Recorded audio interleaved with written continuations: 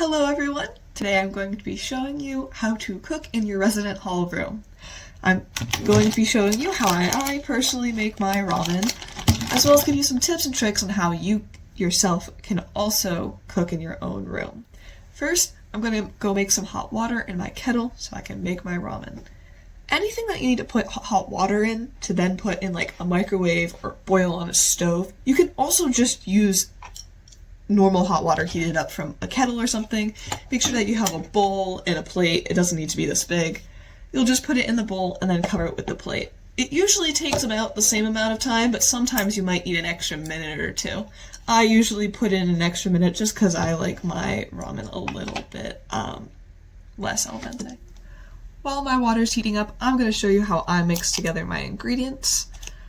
First, I'm going to take my dried vegetables from my ramen and put them in a bowl. Mix that with some of the ramen seasoning.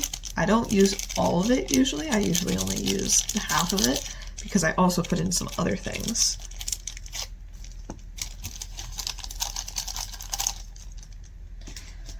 I also like putting in furikake seasoning.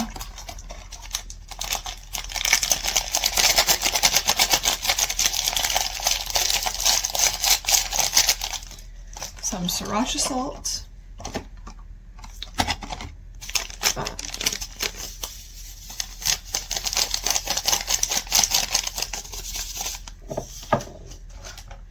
Chili garlic spice.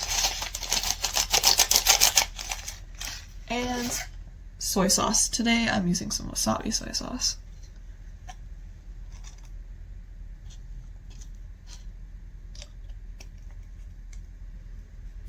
I'm then just gonna mix it up a little bit before putting in my ramen and water.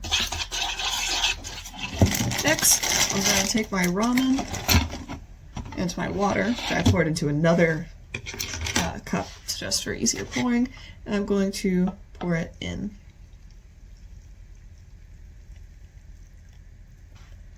After that, I'm going to cover it with my plate, and then I am going to wait for the same time directed on the ramen, which I believe is 4 minutes, but I'm going to probably leave it in more like 5 just because as I said before, I really like to leave my ramen in longer.